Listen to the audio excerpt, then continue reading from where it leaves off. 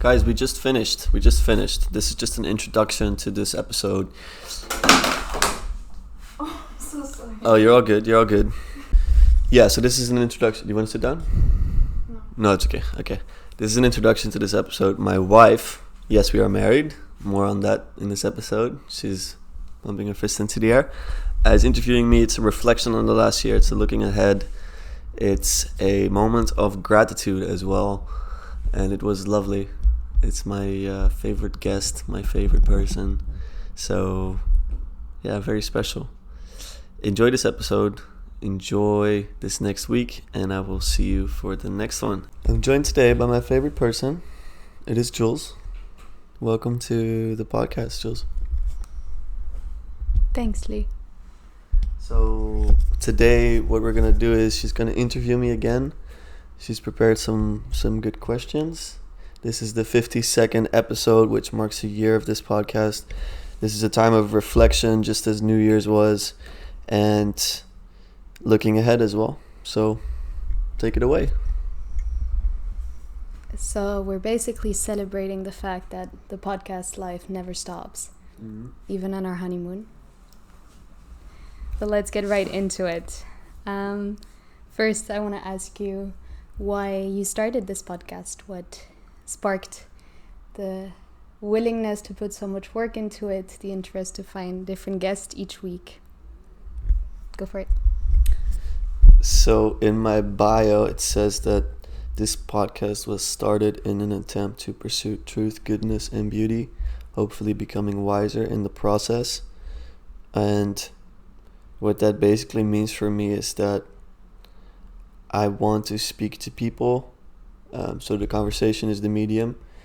And with that, I'd like to achieve more wisdom, become wiser. And I'm trying to pursue truth, goodness, and beauty. And I barely even understand what that means, but it's the highest language I have for understanding what my highest self longs for. So that's what I wrote down at the time. When I think about it more now, there's more motivations.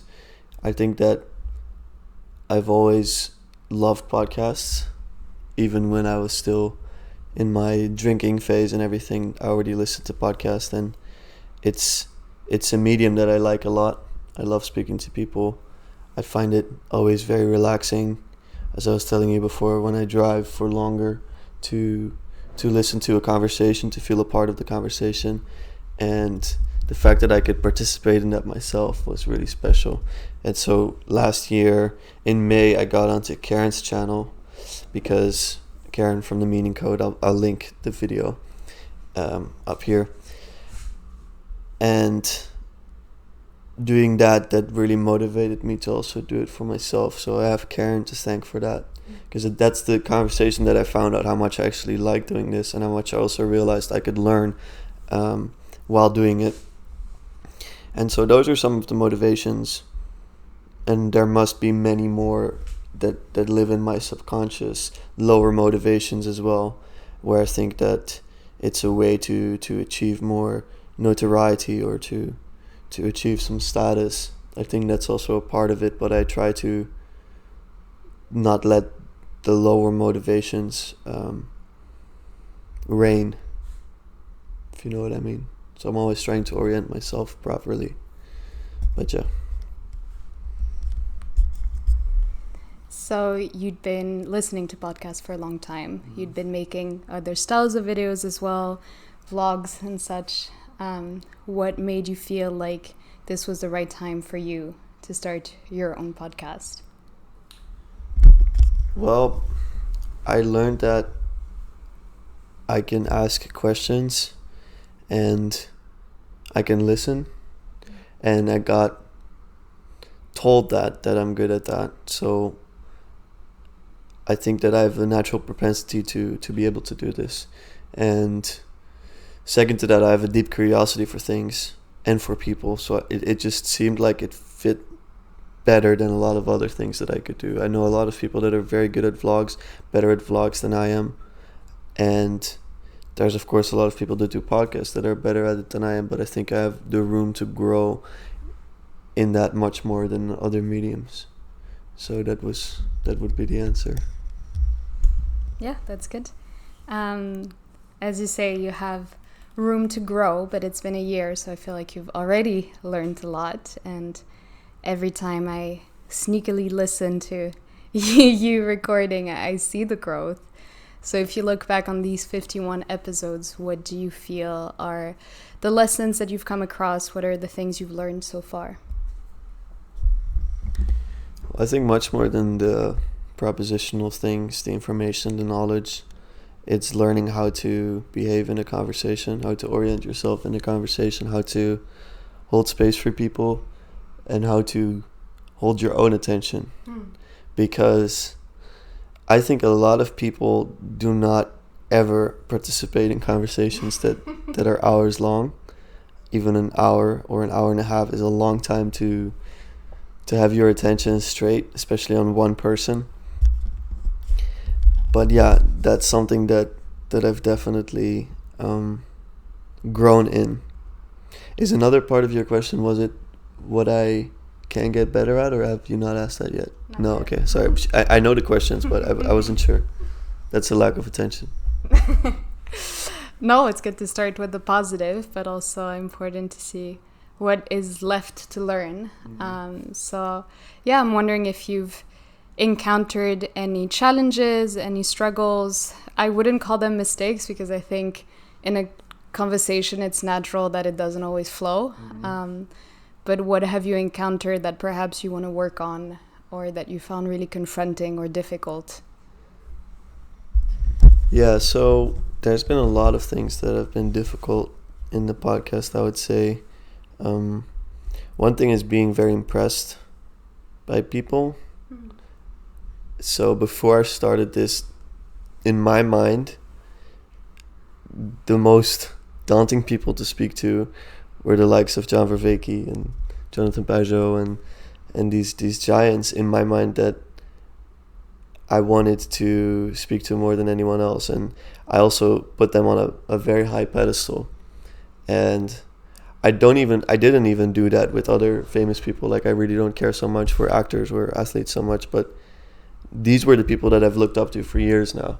And so I would say that one of the mistakes I made was being really impressed by them, which made me less involved in some of the conversations. So with John Vervaeke, I started off quite nervous, I remember. Other bigger guests, I felt similarly, but that waned and waned over time. So over time, I've learned to be less impressed and more involved in the conversation. And I think one of the things I really try to do in my life is to treat everyone equally. And I've been good at that with people that are often mistreated. People like, for example, I used to be a cleaner. I would clean in places, and some of my colleagues would just be badly treated by other people, and I always wanted to try and treat everyone the same and treat everyone good. But that also goes the other way, where you need to treat people that are higher in your view, whatever that means, the same way.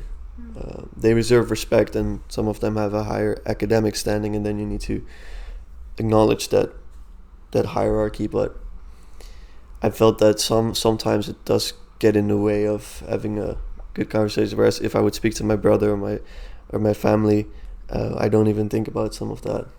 So that's a mistake. There's probably a lot more mistakes that I made. Not being prepared enough or being too prepared. Those are both things that I've done wrong. The Vervaeke one, I was way too prepared. There have been other times where I've struggled to find questions. Some people, they answer questions so quickly that you have to come right back with another question. So you would have to have like 150 questions. Other than that, just little mistakes.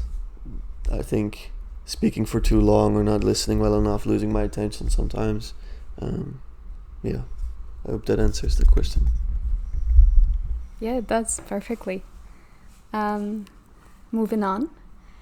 What are moments or guests or specific bits of information or specific topics of conversation that really stand out to you? without playing favorites, but still a little bit. When you look back on this year, what are the moments that really stay with you, or the lessons that you've then taken into your life? There have been a lot of moments that have been memorable, I would say. And I don't like to pick favorites, but I'll just say what stuck with me is some of the conversations that I had where I would have like weeks that I would think about them.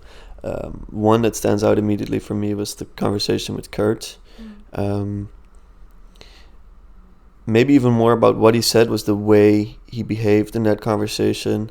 Goes back to what I answered in the question before, of treating people with respect no matter who they are. Very often when you're communicating with people of a higher standing, especially like in the podcast world, it's very clear who has bigger and who has a smaller following. Kurt has been so gracious and was so gracious in that conversation and offline as well, where you can really see the authenticity in this person, and that's something that I had not seen much before. I had not seen that much after. Something that was really a happy surprise. And like he shows you can do it this way as well. We'll keep it in, it's fine, it's not too long. I don't know what that is. There's a storm outside, so yeah, that's something that stuck with me. And then more than specific things in general, the deep connective conversations that I've had with so many people. Dum dum dum dum. Dum dum dum dum. We'll cut this part out. What do you think it is? I have no idea. A lot of the conversations were so genuine. Like being able to have such in-depth conversations with people that you often barely know. A lot of people come to mind. Scott and Stefan and Tayo and of course my brother. But so many of these conversations, they were deeply informed by a love. I don't know a better word for it, but like such a genuine way of having a conversation.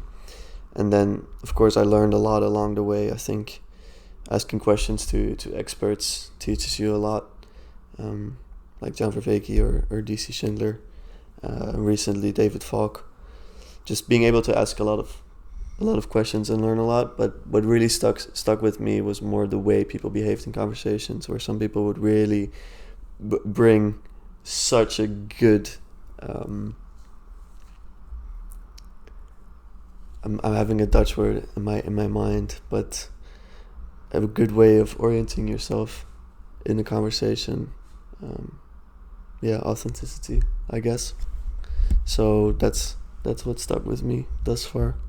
Also, I had the 3 episodes with Levi Hart, who is, I don't know what he would call himself, sort of a materialist, atheist type of person, but also interested in Alan Watts and psychedelics. And those 3 conversations will also stick with me because they were really challenging, and because I feel like we did really learn from each other, and I did really connect with him, and I did really get to what I wanted to get to with him, which was to understand him, and for him to understand some of the ideas that he had rejected before. So that was also, it was just a fun little thing, and it barely got any views, but for me personally it was such a good practice of staying patient. Like, it's very easy to be good and to keep calm and to listen well with people that are especially attuned to that. But with Levi, that was quite difficult. We were so different, and I think that was really a good experience as well. And I'm probably forgetting a million things that were also really good in the last year, but these things pop out. Yeah, the last point is really interesting because I remember you got out of these podcasts and I was like, ooh, like, how did it go? Are you okay? Are you annoyed? And you were very happy. You were extremely happy by the end of it. I think tired, but also really happy and excited to have, navigated these conversations so well. And I think that's what you're exceptionally good at. As you say, it's easier to have good and fruitful conversations with people you generally agree with or have a similar way of looking at the world. Okay, I have one last question. We have looked back on this year a lot. Now looking forward, what are your thoughts? What are your plans? Do you plan ahead? Do you envision anything staying the same, changing? Do you have guests in mind already? Do you think you'll continue? Thank you. I'll say one more. Andrea Hyatt was a great conversation too. Yeah. There'll probably be a lot more that pop up while I'm speaking, because I honestly think that most every one of the episodes were really good. Some were just more propositional, which interests me less, and that doesn't mean that they were bad conversations. Myself 2 years ago would have found those more interesting, but myself now finds the personal the most interesting, and listening to people's stories, and Andrea Hyatt's one was really compelling, so that was a really cool one. But yeah, for the future, I've thought about it a lot the last couple of weeks. I think this is the first time in this last year that I've been really satiated with learning things. Not the personal. The personal remains really interesting to me, but I've had just the last couple of months I've just felt a bit uninterested in a lot of the ideas that I've often found so fascinating. And so I was doubting whether or not I should continue with the podcast, or whether it's a natural thing to just stop at a year. But then I keep having some of these conversations that are so compelling, and they're so beautiful, that it makes me want to continue. I wanted to just try podcasting to see if it was good, and I want to remain very honest with this endeavor, and to stop it when I think it's no longer fruitful. But I think that it still holds a lot of potential for connecting to people, for getting to understand people, for learning for myself, learning for the people listening. And I think there's enough people consistently listening that I feel a responsibility to continue as well. And so I look at it kind of week to week, but the once a week schedule has been very good for me. It just keeps me on my toes enough to keep producing, and yeah, so I can foresee myself continuing for the next year. So I think in a year from now we'll be here again. That's what I think. You never know what happens in life, though. You never know what comes across in your path. But I've been able to make time for the podcast in the busiest of times. We got married just last week. That was really epic. That's my wife. And that was really special. And I handed in my thesis just a week before. And, then you have the podcast. And it's just a lot of things at the same time. But if I manage through those times, which I think is the busiest period of my life, I think I can easily manage in the next year. So yeah, that's for the future. Any guests coming up? What can I make people excited about? Well, none that you would know, probably. But as I told Aaron and Stefan a while back, after I had some bigger names on, things are not going well with me if I only have big names on this channel. So I'm not trying to get big names on right now. If there happens to be a person that I find particularly interesting that has a bigger following, maybe I will contact them. But currently I'm looking for hidden gems. So another one will come next week, hopefully. So we're on our honeymoon. We don't have Wi-Fi here, but maybe it will just be a more creative podcast by myself. We'll see what happens there. But yeah, no big guests coming up. But there's some coming up that I'm really excited about. And so, yeah, things that will change in the podcast, things that will stay the same. I like the format a lot. Luke Thompson was a good one as well. I'm thinking of Luke Thompson, and I'm forgetting who he was talking to when he said this. Yeah, he was on Christian Baxter's channel, and I really liked talking to Christian as well on his channel. And he was saying that he was talking about the formality of the podcast, how much you should produce versus how much you should leave intuitive or natural. And I like the balance that I've struck on my own channel. I like that other people, they do it more produced or less produced, but for me this is the balance that I'm liking right now. I don't want to get even more formal. I started with like the clips on the channel. That's about as far as I will go with the marketing and the formalization of the process. Other than that, I want to keep it relatively chill. I'm happy when I get the amount of views that I get right now, which is pretty low. I think that's good for me. I don't want to turn this into a living. I think that's probably unwise. I think it will change the way I will approach these conversations. I think it will change my motivations. Those lower motivations that we spoke about, they've played a role with this YouTube channel, but I want them to play less and less of a role. I really want this to be a place, a safe space where we can have meaningful conversations and quality over quantity. So that's what we're going for. So yeah, that's the future. I'm not a planner. The only thing that I always was sure about is that I would marry this woman, but now that that's happened, I'm not much of a planner. That doesn't mean that I'm irresponsible, but it means that I don't make a 5-year plan. I think that that I wouldn't stick to it anyway if it's not deeply compelling like this project has been. This project. So yeah, future, who knows? But this is the aim right now. I'm just someone that quickly changes perspectives. So. All right, I think that's the end. That's the end. I'll talk to you for longer though. Yeah, I mean, we'll turn this off and we can. Good. Thank you for answering the questions. Thank you. Thank you for letting me ask them. Yes. And see you in a year. See you in a year. Guys, thank you. This is my wife. My ring. It actually looks, yeah, you can see it quite well. I love this ring. It's like Greek style.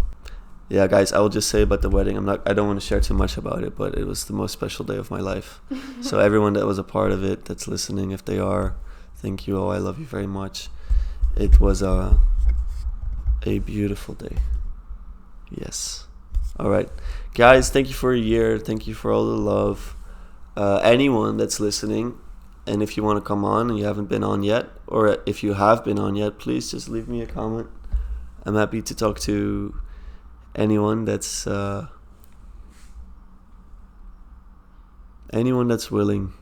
anyone that wants to be heard.